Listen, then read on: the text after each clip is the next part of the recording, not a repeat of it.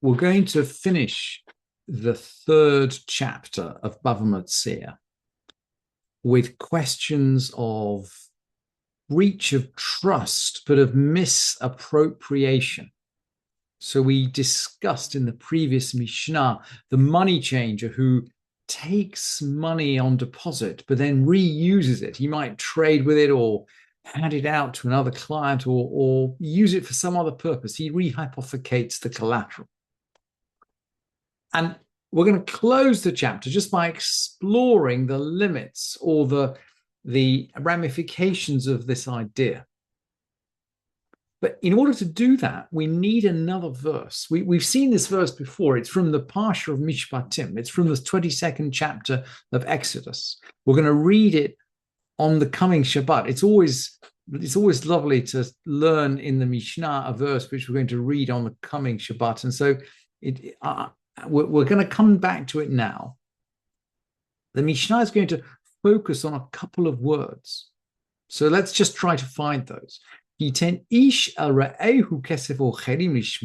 someone gives his neighbor money or stuff to keep and it's stolen, and if the thief is found, then the thief pays double. That's easy.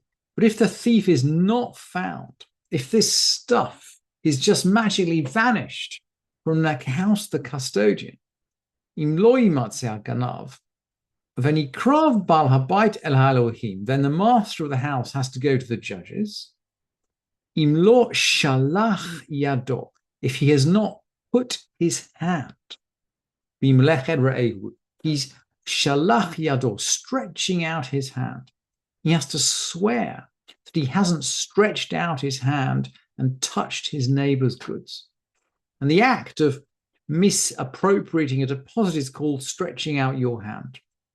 And then the Torah goes on to say, al kol dvar pesha, for all manner of trespass, kol dvar.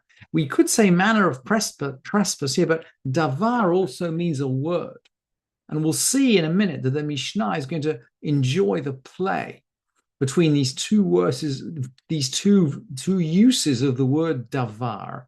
A davar pesha, is it a manner of trespass or is it a word of trespass?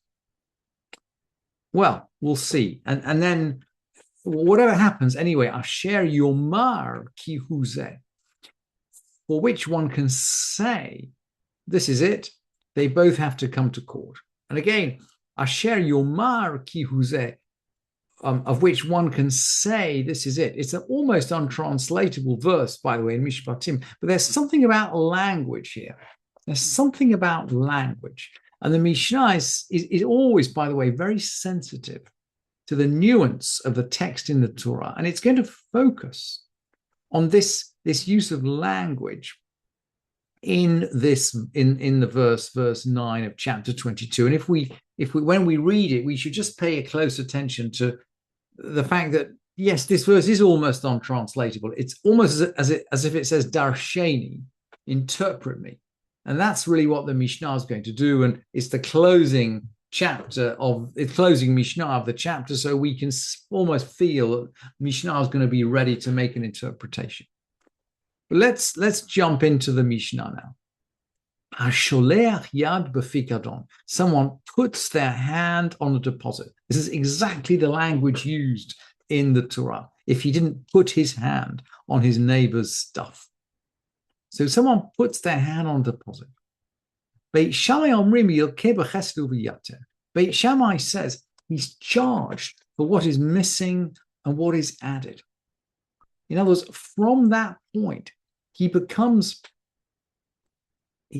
has to pay back what is liable or what is added. So, for example, let's say the example given in the Gemara is a sheep.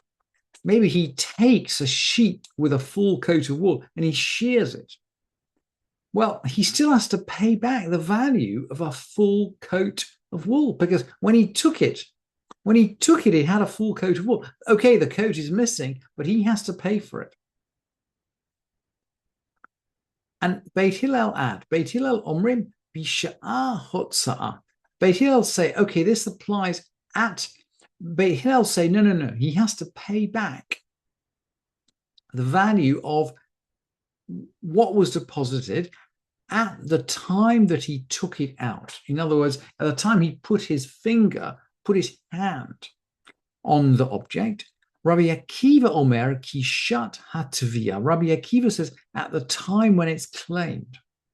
So Rabbi Akiva might say, look, if the price of wool rose between the time when he took this sheep and the time that the claim was made in court, he's going to have to pay more.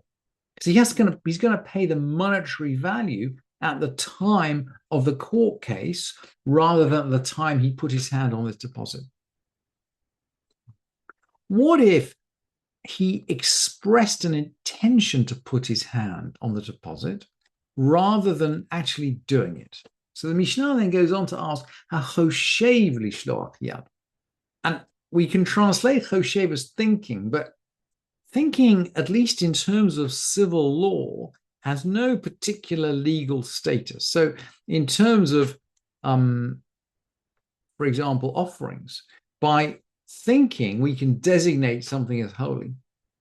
But in civil law, it doesn't matter. HaChoshev, someone who thinks, that Mishnah is going to assume this means he says.